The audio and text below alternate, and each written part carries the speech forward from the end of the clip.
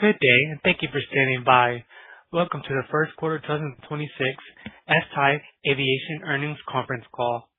At this time, all participants are in listen-only mode. After the speaker's presentation, there will be a question-and-answer session. To ask a question during the session, you will need to press star 11 on your telephone. You will then hear an automated message advising your hand is raised. To withdraw your question, please press star 11 again. Please be advised that today's conference is being recorded. I would like to hand the conference over to your first speaker today, Alan Andreini, Investor Relations. Please go ahead. Thank you, Marvin. I would like to welcome you all to the FTAI Aviation first quarter 2026 earnings call. Joining me here today are Joe Adams, our Chief Executive Officer, David Marino, our President, Nicholas McLeese, our Chief Financial Officer, and Stacy Kuperus, our Chief Operating Officer. We have posted an investor presentation and our press release on our website, which we encourage you to download if you have not already done so. Also, please note that this call is open to the public in listen-only mode and is being webcast. In addition, we will be discussing some non-GAAP financial measures during the call today, including EBITDA. The reconciliation of those measures to the most directly comparable GAAP measures can be found in the earnings supplement. Before I turn the call over to Joe, I would like to point out that certain statements made today will be forward-looking statements, including regarding future earnings. These statements, by their nature, are uncertain and may differ materially from actual results. We encourage you to review the disclaimers in our press release and investor presentation regarding non-GAAP financial measures and forward-looking statements, and to review the risk factors contained in our quarterly report filed with the SEC. Now I would like to turn the call over to Joe. Thank you, Alan. The first quarter was a solid start to the year for us, and we'd like to begin this morning by highlighting the key objectives for each of our businesses in 2026 and the progress we made during this first quarter. Across aerospace products, strategic capital, and power, we are scaling platforms with strong structural demand in a disciplined manner and deploying capital to support growth where we see the most attractive long-term returns. I'll start with aerospace products. First, a top priority for us in 2026 is to focus on accelerating our market share growth. As our production capabilities, parts procurement strategies, and overall MRE customer adoption reach an inflection point, now is the time for us to take full advantage of our competitive moat and focus on market share growth. As a reminder, we're only 5 years into building our aerospace products business, and as the business continues to mature and grow, we have the opportunity to leverage our enhanced execution capabilities to take more market share more quickly from traditional engine maintenance shops. Second, as the market for the CFM56 and V2500 engines continues to mature, we've seen a notable increase in demand for leased engine solutions from top-tier airlines, even those with in-house engine MRO capabilities. We offer flexibility, customized pricing, and scale that no one else can fulfill, and these large programs are very sticky. It's a key priority for us in 2026 to win more of this business. Third is production. We've always talked about expanding production capacity well ahead of growth, as well as adding maintenance facilities in parts of the world where we see strong traction with our customer base. It's notable today that when you look at the map, we have no major maintenance facilities east of Rome, Italy. I'd expect this to look different when we are on next year's first quarter call. Turning to results, aerospace products results support the objective I just outlined, with top-line revenue growth accelerating both year-over-year and quarter-over-quarter, up 104% year-over-year and 32% quarter-over-quarter, respectively. First quarter adjusted EBITDA of $223 million is an increase of 70% year-over-year and up 14% from $195 million in Q4 of 2025. EBITDA margins for the quarter of 30% are indicative of an increased mix of deals with large airline customers and a larger mix of full performance restoration shop visits. We expect this to be the trend line going forward as our capabilities have been built out and we're able to bring volumes to the market that others simply cannot. Shifting now to strategic capital, where our top priority is completing the deployment of the 2025 SPV, or Special Purpose Vehicle. Our deployment pace for the first vehicle has been strong, and our engine maintenance-focused approach to adding value to aircraft ownership has been well received by the market. As we approach the end of the second quarter, the 2025 SPV will be fully invested, and we will shift from the deployment period to the harvest period where quarterly distribution will now begin. David will share more with you about the goals for adding value to the portfolio during this phase. As an active asset manager, we're always pursuing ways to enhance the returns above what is the contractual lease stream. Our second area of focus for strategic capital is the launch of the 2026 SPV. We continue to plan to have a first close at the end of the second quarter, and we'll start acquiring aircraft in the third quarter of this year.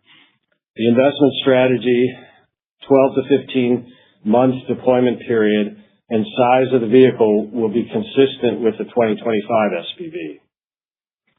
Last, to support the build of the strategic capital business, we've added to the team and now have over 40 dedicated individuals focused on sourcing, underwriting, and servicing the portfolio across offices in Dublin, Dubai, Cardiff, and New York.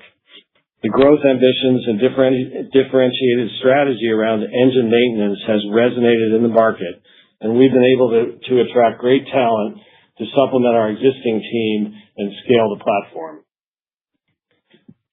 Finally, the FTAI Power business continues to make strong progress towards its commercial launch in the fourth quarter of this year. This week, we signed an important joint venture agreement with the JERA Group for packaging and customer conversions that are in advanced stages, both of which David will share more details about shortly. Before I pass it over to David, I want to address the conflict in the Middle East that began at the end of February and the broader geopolitical environment our industry is navigating today. We are hopeful for a peaceful resolution and a return to more normal energy trading and prices, but we're also realistic about some of the challenges of today's environment. Beginning with aerospace products, our exposure to the Middle East is limited. Less than 3% of our global current-gen narrow-body fleet is based in the region, and we have very little customer exposure. More generally, we've not seen any meaningful change in shop visit demand to date. That said, elevated oil prices and fuel prices do negatively impact our customers' financial situation, and while this can create some volatility, it's the exact environment where our FTAI value proposition becomes even more critical to the customer. When an airline is facing a multi-million-dollar engine shop visit in comparison to a faster, lower-cost engine exchange with FTAI, the decision is even easier to make when liquidity is top of mind. It's also worth remembering that airlines cannot meaningfully change their fleets in response to short-term volatility. New aircraft orders are locked in for the next 4 to 5 years, and the current generation aircraft will continue to be a vital part of the global fleet for many, many years. In short, market share gains in aerospace products are much more consequential to us compared to overall market growth. For strategic capital, periods of volatility create opportunities, investment opportunities. When liquidity is tight, sale-leaseback transactions help raise funds and avoid future shop visits. As the only lessor in the world that covers all engine maintenance for its aircraft portfolio, we are uniquely positioned to help airlines in this manner. And lastly, for power, our business is largely insulated from the geopolitical dynamic today. The Mod 1, our product, runs predominantly on natural gas, and to the extent we see additional aviation retirements, it will just provide additional feedstock to grow our conversion efforts. So I will now hand it over to David Moreno. Thanks, Joe. I will start by providing an update on aerospace products production. We refurbished 270 CFM56 modules this quarter across our 4 facilities, an increase of 96% compared to Q1 2025. This is a good start to our 2026 production goal of 1,050 modules and continues to reflect the hard work of our fast-growing team. As Joe mentioned, we have built a strong aerospace products foundation over the last 5 years, and we are ready to further accelerate our market share growth. From a commercial perspective, we are seeing customer engagements expand to larger, more programmatic partnership as airline adoption accelerates. This is driven by both the overall market tightness as well as FTAI's capabilities continuing to broaden to now include engine and module exchanges, engine leasing, and aircraft leasing. We can't emphasize enough the stickiness that's created as our relationships with airlines and asset owners expand. We become a solution provider that is integrated into the operational plans for the airline's future growth. Our close relationships with airline customers is something we are very proud of, and we believe this will continue to accelerate our market share in the years to come. Next, I'll share a further update on our strategic capital. To support the full deployment of the 2025 SPV, we upsized the vehicles warehouse debt facility at the end of March, adding $1 billion of committed capacity. This facility is now $3.5 billion in size across 10 lenders, creating a strong roster of partners for our significant debt capital needs in the business going forward.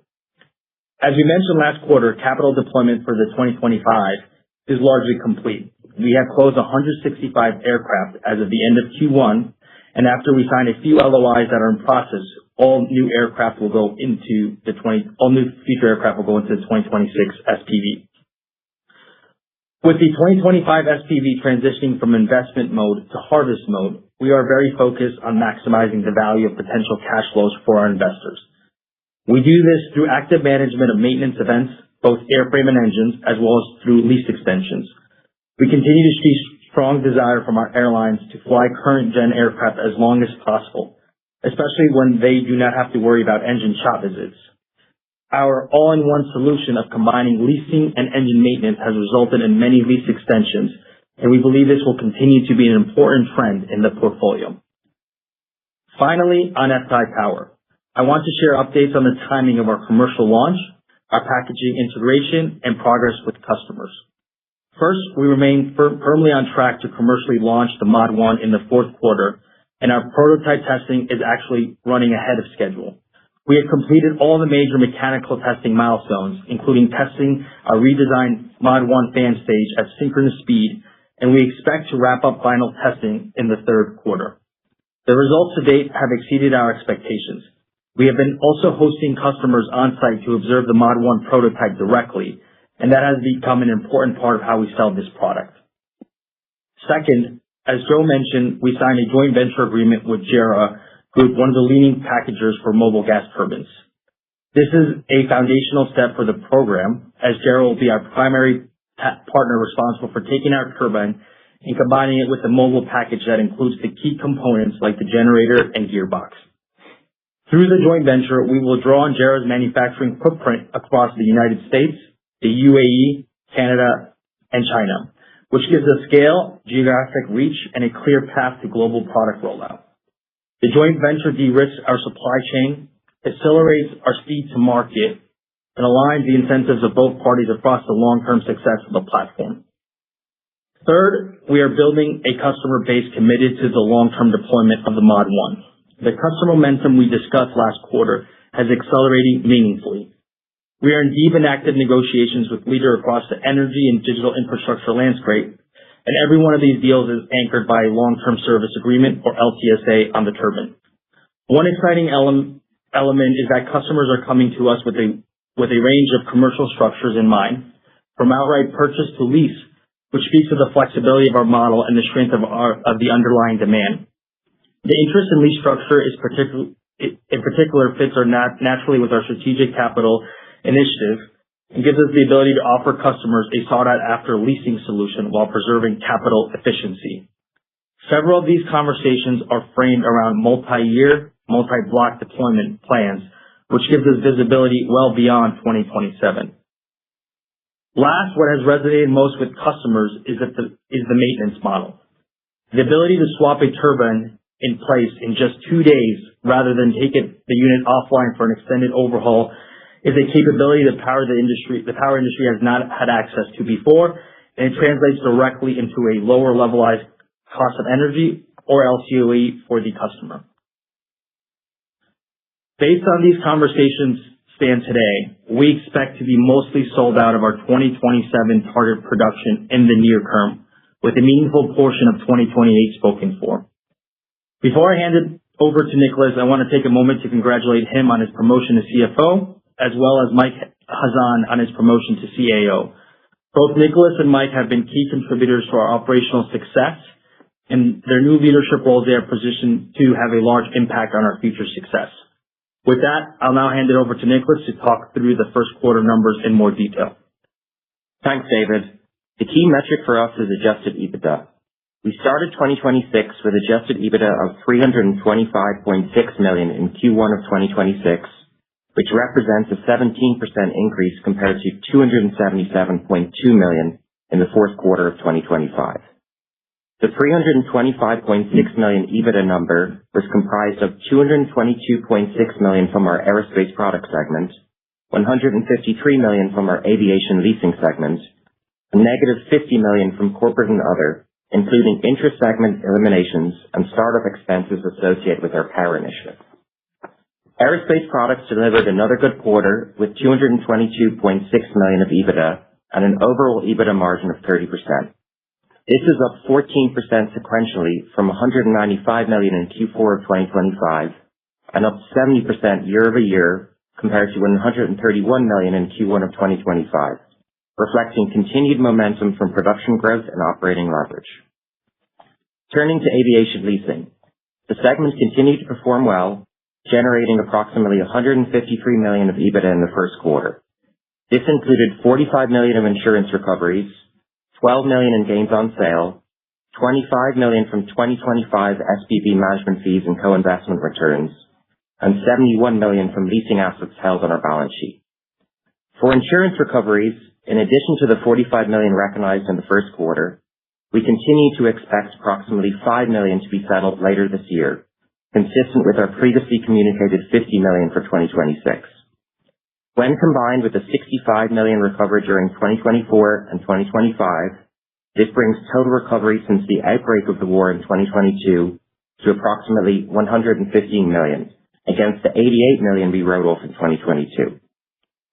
For gain on sales, we began the year with $127.5 million in asset sale proceeds, generating a 9% gain, or $12.1 million, as we closed the first 9 of 14 aircraft expected to be sold to the 2025 SPV this year, and divested several non-core assets during the quarter, including airframes and an RB211 engine.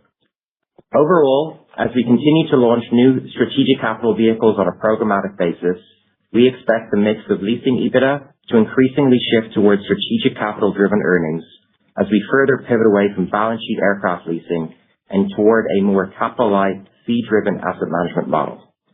This shift in our business model is also driving continued improvement in our financial profile. We began the year at approximately 2.3 times leverage on an annualized basis, now below our targeted range of 2.5 to 3 times agreed with our rating agencies, and meaningfully lower than the leverage levels of approximately 5 times in 2022 and 4 times in both 2023 and 2024 before we pivoted to an asset-light strategy. In April, we also upsized our revolving credit facility from $400 million to $2.025 billion and extended the maturity of the facility through 2031 on improved pricing terms, providing FTAI with a long-term source of liquidity. The facility was significantly oversubscribed and is supported by a diverse syndicate of 15 lenders, including several institutions that also finance the debt facility of our 2025 SPV. As we continue to scale our asset management platform, this alignment across financing relationships enhances flexibility, lowers our cost of capital, and delivers tangible financial benefits to the public company. Finally, in the first quarter, we generated $158 million of adjusted free cash flow, reflecting several strategic investments made early in the year to position the business for further growth in 2026. These included approximately $75 million in prepayments under our multi-year CFM56 parts agreement with the OEM, approximately $81 million in induction prepayments for V2500 engines, where demand for full performance restoration remains strong, and $19 million of incremental inventory for FTAI Power to build working capital in support of a targeted 100-unit production run in 2027. Excluding these growth investments, adjusted free cash flow for the quarter totaled approximately $333 million, reflecting the strong underlying cash generation capability of the business. With that, I'll hand it back over to Joe for final remarks. Thanks, Nicholas. I'd like to reiterate how encouraged we are by the start of 2026. Despite a dynamic geopolitical backdrop, demand across our customer base remains robust. Execution across our three platforms is extremely strong, and the strategic investments we're making today position FTAI well for continued growth in 2027 and beyond. While developments in the Middle East remain fluid and could present both challenges and opportunities, we continue to see strong underlying fundamentals across our business and a durable competitive advantage in all of our platforms. Consistent with that view, we reaffirm our 2026 total business segment EBITDA outlook of $1.625 billion, comprised of $1.05 billion from aerospace products and $575 million from aviation leasing, supported by growing and accelerating demand across our proprietary aerospace offerings. Based on this outlook, we also remain confident in our expectation to generate approximately $915 million of adjusted free cash flow in 2026, which reflects continued execution against our annual production plan of 1,050 CFM56 modules to meet customer demand, while prioritizing excess cash flow for reinvestment in high return growth initiatives, including M&A, minority investments in the 2026 SPV, and the continuing development of FTAI Power. As a result of this confidence, for the third consecutive quarter in a row, we're announcing an increase to our dividend from $0.40 per quarter to $0.45 per share per quarter. The dividend will be paid on May 26th to shareholders of record as of May 13th. This marks our 44th dividend as a public company and 59th consecutive dividend since we started. As we look ahead to the rest of 2026, our focus remains on building a durable, scalable, and differentiated platform that delivers value over the long term. The investments we are making across aerospace products, strategic capital, and power are designed to strengthen our competitive position, expand our addressable markets, and support sustainable growth for many years to come. And I want to recognize the fabulous teams across our organization for their continued focus on execution and delivery in a demanding operating environment. And I also want to thank our customers and partners for the trust they place in FTAI as we help them navigate capacity constraints and rising demand, and our shareholders for their ongoing support as we continue to scale our business. We are focused on executing against the opportunities in front of us and remain confident in FTAI's ability to deliver. With that, I will pass it back to Alan. Thank you. Thank you, Joe. Marvin, you may now open the call to Q&A. Thank you. At this time, we'll conduct a question and answer session. As a reminder, to ask a question, you'll need to press star 11 on your telephone and wait for your name to be announced. To withdraw your question, please press star 11 again. Please stand by while we compile the Q&A roster. And our first question comes from the line of Sheila Kahyaoglu of Jefferies. Your line is now open. Good morning, guys, and thank you. Nice quarter. I have two questions, if that's okay. First one is on aerospace products. Market share continues to climb higher, up from 10 to 12%, while the margin rate is healthy but has taken a step back. Can you maybe talk about some of the puts and takes, how much came from higher work scope versus the market share and new customers? Yeah, we really don't have a specific breakout of the components. It's really a mix of things that go into it. And as we mentioned previously, as the customers get bigger, the potential orders get bigger, the work scopes get bigger, we are, consciously going for a higher market share and to drive, faster growth in EBITDA in an absolute, dollar amount. And we think that moves the needle much more than anything else, and really the opportunity to take advantage of this scale that we have today and really capture as much of the market as possible is something that we've been working hard to get ourselves in a position to be able to do for years, and we feel like we're there at this point.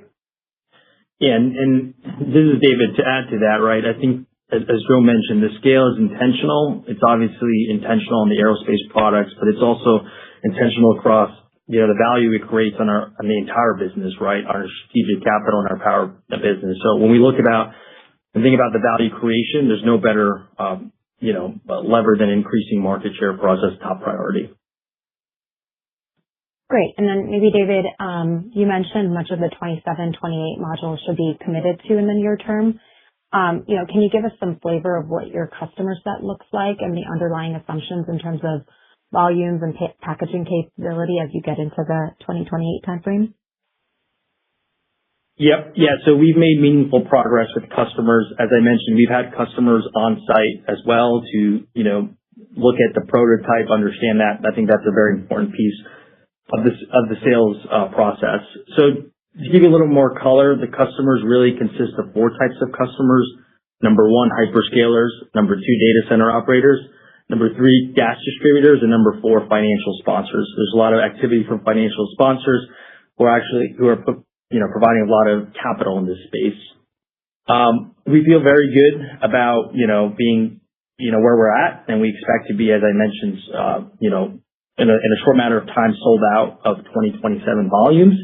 The conversations we're having are beyond 27. They're multi-year, multi-block conversations. So, we're talking about, conversations or orders, at the 2028 and beyond. And I think that's a very important piece is when we built this, we wanted to create a diverse group of customers really with the intention of having them operate this base load for a long term. And I think we've seen that and we're very happy with the progress. And, as I mentioned, I think we're kind of in the final steps here. And we hope to, update you guys shortly. Got it. Share in aerospace and power. Makes sense. Thank you. Thank you. One moment for our next question. Our next question comes from the line of Ken Herbert of RBC. Your line is now open. Yeah. Hi, good morning, Joe and David and Alan and Nicholas. Hey, maybe Joe or David, can you just talk a little bit more about the relationship with your JV partner, JERA Group, and maybe how that came about, why you picked them, and the value uniquely they sort of bring to this FTAI Power opportunity? Yeah, this is David, Ken, so I can take that. Yeah, we're very excited about our partnership with JERA Group. They're one of the largest oil and gas equipment manufacturers across the world. And what they're going to be doing with us is they're going to basically handle everything except the turbine, right? What that means is the actual trailer, all the key components on the trailer, including the generator, the gearbox, and all the controls. And that'll allow us to focus on the Mod 1, which is obviously our specialty around the turbine. JERA, we selected JERA because of their scale in manufacturing. They have manufacturing facilities across the U.S., Canada, the UAE, and in China. So that scale is obviously an important theme, and it's something that, we're going to continue to talk about, as well as they have a lot of experience with aeroderivative packaging. They package turbines for, let's say, folks like GE Vernova, Baker Hughes, Siemens, and that, they can create a lot of value in everything but the turbine. So I think it's a really good marriage between both companies, and we have shared incentives to continue to, work and scale this business together. Does the work with JERA at all impact sort of your access to the post-sale economics when we think around maintenance and spare parts and other ways to sort of monetize, obviously, the FTAI Power? I would say there's no real change to how we've talked about economics, right? So the overall unit economics will remain roughly the same or in line, right? But obviously, a part of this will come through a joint venture. So the way that it will look on the face of the financials may be a little different, meaning revenue may be slightly lower, and then we'll have, earnings, a piece of this earnings through earnings in a joint venture. But overall, the unit economics remain the same. Obviously, as part of, the JERA Group handling the packaging, that means for us, we'd have to invest less in working capital around the packaging piece of the equation, which is obviously a good part. But overall, they're best in class. They can package, at scale and they're vertically integrated, so they add a lot of value there. So it does not have any impact on our overall margins. And the LTSA? Yeah, and I think we talked about this on the call, but we're obviously very focused on the long-term service agreement when we talk about economics to FTAI. On the turbine, what that is effectively, customers will pay for us to service the turbine. And I would think of that as very similar type economics as our aerospace business, where effectively customers will pay us based on usage. And depending on usage, every 3 to 6 years, turbines will have to get replaced. And we're going to be handling that through our exchange business, which we're very excited. And what that means is effectively we can replace these turbines in 2 days or less. And we're excited because typically the lead times of doing maintenance on turbines is actually a bit longer than the aerospace business. So we think that's going to be a huge competitive advantage, as well as a revenue stream which we're very excited about. Thanks, David. One moment for our next question. Our next question comes from the line of Kristine Liwag of Morgan Stanley. Your line is now open. Hi, good morning, everyone. Maybe David, since you're talking about power, I just want to touch a bit more on some of the things you said. So one, I just want to clarify, when you said that you're mostly sold out for 2027, does this mean that, these things are accounted for and you're just waiting for ink to dry on the orders? That's the first question. And also, as a second question, can you provide more color in terms of how your interactions are with these hyperscalers? What's important to them? When you talk about, being able to service these engines, these turbines at a shorter period, is that a key differentiator? Are they valuing this? And ultimately, how competitive is your offering to what they're considering right now? Thanks. Yes. Yeah. So we're in advanced negotiations. I'd say we're in kind of the final steps, and we expect, let's say, to be sold out imminently. So that's the first question. As far as the second question, what differentiates, our product and what's important for our customer, really, it's three things, right? Number one is speed to power, right? So customers want units now, right? There's really a shortage of equipment out there. And our unit is mobile and it can be installed in less than 2 weeks. So that's a big value add, very different than, let's say, an EPC or construction that takes, let's say, can take up to 18 months. Number two is scale. Customers want scale. I think now, between our ability on the turbines as well as Dara's ability on the packaging, we have really scale that no one has today. And then number three is really reliability of the product, which includes obviously the reliability of the turbine. So it's the CFM56. It's the most durable engine ever produced. And then as well as the maintenance or the servicing of it, which is a huge advantage, right? Ultimately, if you can service a unit in 2 days versus 6 months, that ultimately means that you need less units and lower operating costs for a customer. So all that's very important, and I think they're very excited about the Mod 1. And again, we've really been thoughtful about building the customer base, not just thinking about 2027, but thinking about the longevity of this platform. Super helpful, David. And then, you guys have historically talked about the power margins would be better or equal than aerospace products. With your investment now and higher market share for aerospace products within the margin pressure that's yielding, can you talk about where you think power margins could be in the long run? I mean, compared to when you guys have talked about the power initiative, this ability to turn around the maintenance in 1 to 2 days seems like a very significant opportunity. So does that materialize in better pricing, better margins? Anything to level set us on power margins and what to expect for 27 and 28 would be helpful. Thanks. Yeah, I would say our margins, right, when we talked about it, are going to be in line to our historical aerospace margins, right? So I would say there's no changes, based on, our growth in market share on aerospace that has no impact on power. We're obviously going to be providing more color as we progress through the specifics of these contracts, but you're right. The long-term service agreement is a key differentiator. It's really value add for the customer, and for us, it's recurring revenue, right? Really sets up a long-term base. Typically, the type of contracts we're going to enter are going to be long-term in nature. So let's say 10 years plus. And I think that's a very important piece because it's not only the day one sale, but it's also the ability to provide services on that equipment, which is, a huge differentiator for our customers and something they prioritize when talking to us. Great. Thank you very much. Thank you. One moment for our next question. Our next question comes from the line of Giuliano Bologna of Compass Point. Your line is now open. Good morning, and congratulations on the continued impressive results and the scaling of the business. One thing I'd like to focus on is the real acceleration in the module count in producing 270 this quarter. Can you tell us more about what's driving that acceleration in the module production? It seems like a pretty impressive acceleration in your production volumes, and be curious about the durability and where things could go from there, because it does seem very well versus your stated targets for the year.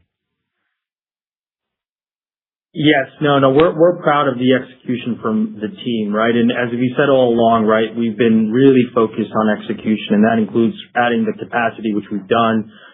Number two is the people, right? We've been focusing on adding the right people, and we've talked about the training academy, so that continues to be humming. And then obviously number three is execution. So we're very excited. I think that's playing out in the numbers. As you mentioned, we went from 138 modules in Q1 in 2025 to 270. So, pretty dramatic increase year over year. And I would point out that Rome and Lisbon are still, ramping up. So I think we see a lot of momentum from those facilities and a lot of, growth coming. So we're very excited.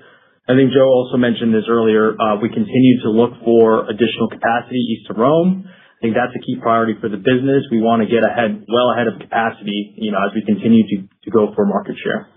And I think also having a parts supply deal from the OEM helps us scale as well. And that's a huge provider of parts. So you need parts, people, and facilities to build an engine. And so we've really concentrated the last year on all three of those. And, the result is we're able to double production year over year. That's very impressive. I appreciate the time. I'll jump back in the queue. Thank you. Thank you. One moment for our next question. Our next question comes from the line of Josh Sullivan of Jones Trading. Your line is now open. Hey, good morning. I wanted to touch base on the conflict in the Middle East. I know your exposure is pretty limited, but if this is a protracted, broader event, given the cost-saving tools that FTAI offers, are you seeing any early conversations with new customers who might feel they're exposed to preparing? Well, when you get in these environments, liquidity becomes, number 1, 2, and 3 for airlines to focus on. And so anytime that happens, you start having inquiries on sale-leaseback opportunities, asset sales, avoiding engine shop visits. So yes, it's a direct result of the, when you get into these environments, the priorities change, for the airline's customers, and we're there to partner with them. We're always offering help. We've done this in other past crises, if you think about COVID or, back when airlines have been, the Russian situation. So we're always, flexible and we have a lot of access to capital, and we can save, so we really, go in and try to sort of sit down and work with the client, figure out what they want and what they need and what we can do and how to help them, as opposed to a sort of an adversarial relationship. It's really a partnering approach, which has worked very well. And then I guess kind of relatedly, are you seeing any acceleration in engine assets for sale in the Middle East or Europe becoming available as a result of the conflict? And I guess it's really a question on, the retirement dynamic and how that's playing out in your view. Yeah, no, it's early, so we're not seeing that yet. As Joe mentioned, obviously for us, we want airlines to do well. The whole entire aviation industry is better when airlines are doing well, but we're well prepared, with the tools that we have, right? I mean, Joe covered it, but the ability for us to, do a sale leaseback with engine management really has two benefits. It's day one, you create liquidity, and day 2, you avoid the expensive shop visits. So we're really one of one that can execute at that scale. So it's still early, but we're prepared to help when the time is right. I mean, the only things you see in the beginning are if people were flying, A340s or 747s or sometimes some regional jets that are either, really high cost or low revenue. Those can be taken out of operation, and that's sort of what you see in the early periods. But, core fleets that people need to operate their schedule and they plan over multiple years and you can't get replacement capacity. It's been such a tight market. We don't expect to see much, if anything, on that changing in the next few months, even if this goes on. Great. Thank you for the time. Yep. Thank you. One more for our next question. Our next question comes from the line of Brandon Oglinski of Barclays. Your line is now open. Hey, good morning. Thanks for taking the question. Joe, can you speak maybe a little bit more on the customer profile of these larger airlines that you had in the quarter and, looking forward as you seek to get more market share here? I think this might actually be very much a validation of the model that you have here, but I don't know, maybe you want to elaborate? Yeah, and it's a great question because I mentioned last time that if I was targeting some of the big airlines 12 or 18 months ago, they would have been somewhat, we don't need this product, and we're a little bit more dismissive. But now we talk to airlines. Virtually everyone in the world is a potential customer, if not an actual customer today. And the reason is you can go to an airline and say, you tell me what you think you're going to spend to rebuild an engine, and I'll match that price or beat that price for you. And I'll get rid of all of the expenses you have to incur to manage that event, like spare engines, engineering departments, and the risk that the cost, becomes, you have a negative surprise and a cost overrun. All that goes away. And it's like, who wouldn't want to do that? So it is a great pitch. So when airlines, hear that and they think about it and say, why shouldn't I, particularly if I'm, moving into the new technology, the LEAP, and even if I have my own, maintenance capabilities, why shouldn't I begin to use this product at least, for a portion? And then ultimately the conversation becomes, well, if you like it for, 10% of your fleet, why not 100% of your fleet? And we have conversations now where we go into an airline and we might have acquired some aircraft on lease to an airline through FTAI, and the airline says, we go and say, great news, you never have to do another engine shop visit on that fleet ever again. So you don't have to fight with your lessor, and you don't have to, manage the engine shop visit and end up spending a lot more money. And they're like, that's fantastic. Why don't you go try to buy all of my other leased aircraft from other lessors and convert those? And so they're actually helping us, to expand the relationship. And ultimately the goal is to manage for an airline their entire fleet. And once you get to the level of comfort, it's like, why wouldn't they want to do that? So I would say virtually every airline in the world, I can't think of, maybe a handful that, might not, but almost everybody in the world is a actual or potential customer. So. Thanks for that, Joe. And Nicholas, I think congrats on the new role, but you improved liquidity with a larger revolver, but I think also enhanced the warehousing facility on SCI. Is that correct? Yep, and thanks, Brandon. So I think it's probably important to clarify first, they are two independent facilities from each other. So the revolver is related to the public company and is the primary source of liquidity. The warehouse upsize was all related to closing out the deployment of capital for FTAI-1 as we tracked to that $6 billion number. But said that, we do have lenders in both facilities that across them. And then so as we become a bigger and bigger player on the FTAI, we're able to see financial benefits. And we're both very pleased with the outcome of this, is that we're able to improve terms on the public company, given we're becoming a much larger player on the FTAI.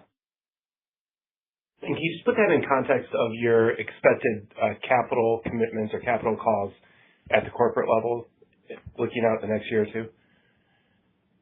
Yeah. So for the first FTAI, we have 19% of the $2 billion that we closed earlier in the year. The capital call for that, there's approximately $95 million remaining from that as of 3/31. We do expect that to be closed by Q2, and that will fully close out. As a reminder, FTAI 1 is a closed-end fund, so once we commit that capital, we'll then switch from being in investment mode to harvest mode. And at that point, we'll start doing distributions back to all of the institutional LPs, including FTAI for its 19%. Related to FTAI 2, we are actively now in the equity fundraising mode. So from that, we will expect to deploy capital in the second half of the year, but the timing of that will ultimately relate to the cadence of when we first do our equity closing. Thank you. Thank you. One moment for our next question. Our next question comes from the line of Brian McKenna of Citizens. Your line is now open. Okay, great. Thanks. Good morning, everyone. So there's clearly a lot of noise across private credit today, although most of that is within corporate direct lending. But what are your dialogues like today for FTAI 2? We've been hearing that institutional allocators continue to deploy capital in a big way across private credit, despite all the rhetoric out there, specifically into ABF opportunities. So I'm curious what you're seeing on this front, and then from your seat, what's ultimately driving such strong demand for your product? Well, I would say ultimately it's returns, and these are, we're not seeing any impact from, whatever the private credit side is experiencing in withdrawals or redemptions, because our investors are all, committed into private equity style vehicles and non-redeemable structures. So it has no impact on our ability. And really what people like is an uncorrelated asset-based return that has high contractual cash flows. And that's a sweet spot in the market. It always has been, it is. And we hit that, perfectly. So, and what, we're able to show people is a higher return with lower risk, which is another, thing that every investor I've ever met is always trying to find that. So we're able to show, better returns than a traditional approach given our engine maintenance exchange program, and lower risk because we have less residual value exposure. So there's really nothing. What we offer is a great product in today's world, and all of the investors in the first SPV were doing this with an idea that it would be a program, and they would be able to do this over multiple funds over the next few years, and they're seeing great returns, and so they're very happy with what we've been able to do, and are very committed to continuing to invest. That's helpful. Thanks, Joe. And then you're clearly building a great network here of alternative asset managers and large institutional allocators for FTAI, but I'm curious, a lot of these large investors also own or are invested in data centers and energy-related infrastructure. And I think you guys alluded to this a little bit, but is there an opportunity to leverage some of these relationships on the FTAI side to further enhance the adoption and distribution of your power product over time? Yes, this is David, and the answer is absolutely. So we've talked about the demand being, a lot of demand for leasing, long-term leasing, and we're thinking about it very similar to the way that we thought you think about our aviation business, where we can create these long-term contracted cash flows, and then our capital partners are very much, wanting to invest in these type of assets. So we feel very good about being able to scale that, and I think that's a very capital efficient way to do so. So absolutely. It also further differentiates our product because most equipment, sellers don't offer financing. And so when we go to the customer, we say, like we did in aviation on the power side, you can either buy it, you can lease it, or you can have a power purchase agreement. You tell us what you want.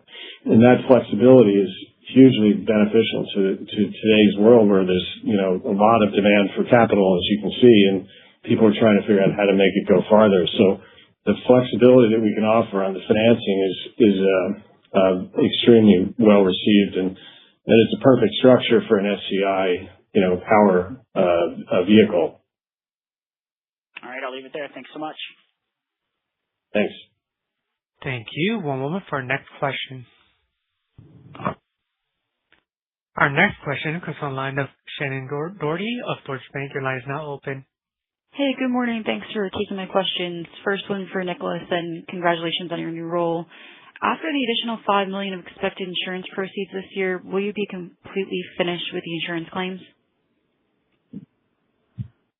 Thanks, Shannon. Yes, that's correct. So we settled on $44.6 million in Q1, of which we received $27 million of that.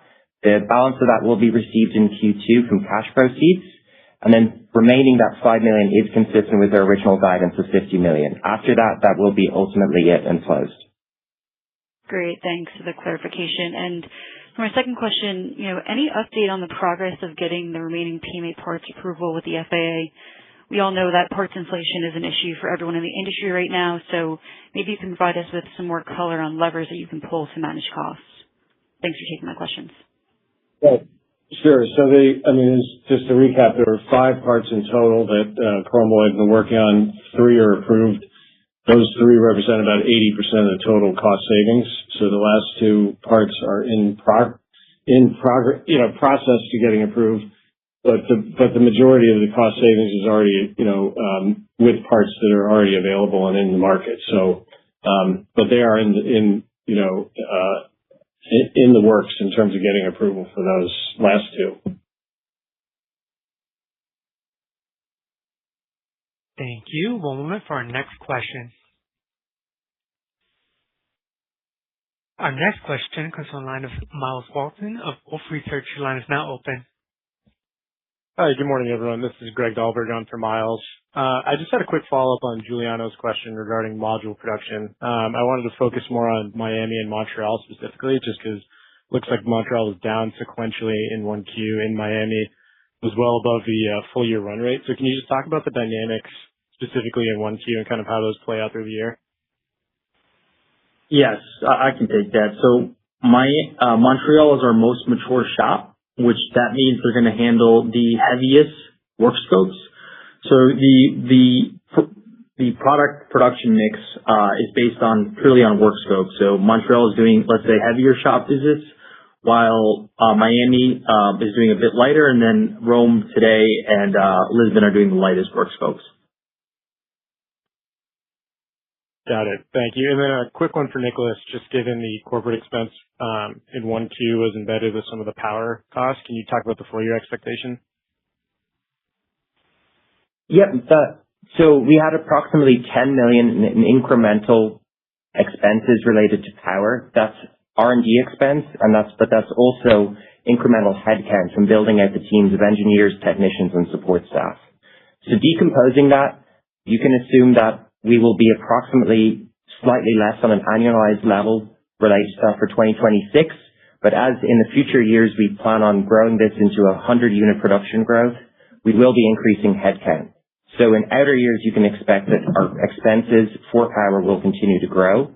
But ultimately, there's some one-time expenses in Q1, Q2, Q3 as we do R&D that will immediately hit our P&L rather than being capitalized. But probably in 2027, it'll be a segment, and we will not have it in corporate. Yes, that's correct. It'll be a sizable business, and we'll set it up as a separate, reporting segment. And so all those expenses will be allocated to the power business at that point. Got it. Thank you. Thank you. One moment for our next question. Our next question comes on the line of Andre Madrid of BTIG. Your line is now open. Yeah, thanks. Good morning. This is the first quarter in a while that I can remember, at least, that we didn't see some kind of acquisition being announced. Obviously, still remains a capital deployment priority. I guess just could you give more color as to what the M&A pipeline looks like? Maybe obviously not too deep in the details, but color around scale and maybe geographic location and capability. Yeah, I didn't realize we built an expectation that we have an M&A on every quarter. But it is hard to, control that. But I would say, on M&A, the activity is in 2 different categories. Just one is adding capacity to the overhaul business. And, we did allude to the fact that we expect by this time next year that we'll have another facility somewhere east of Rome, Italy. So We do have some candidates. We're working on that.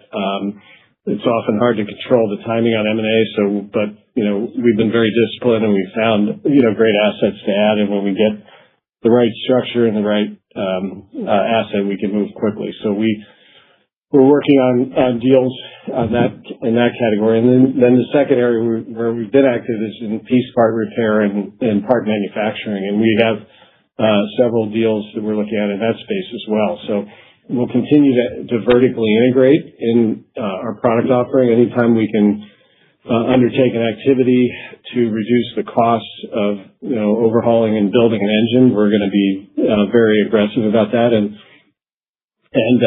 we've added last year. We added Pacific Aerodynamic and Prime through the Bauer partnership. So we'll keep looking and hopefully add additional capability in the repair and piece part manufacturing business in the future. Awesome. Appreciate the color. I'll leave it there. Thanks, Joe. Yep. Thank you. I'm showing no further questions at this time. I'll now turn it back to Alan Andreini for closing remarks. Thank you, Marvin, and thank you all for participating in today's conference call. We look forward to updating you after Q2. Thank you for your participation in today's conference. This does conclude the program. You may now disconnect.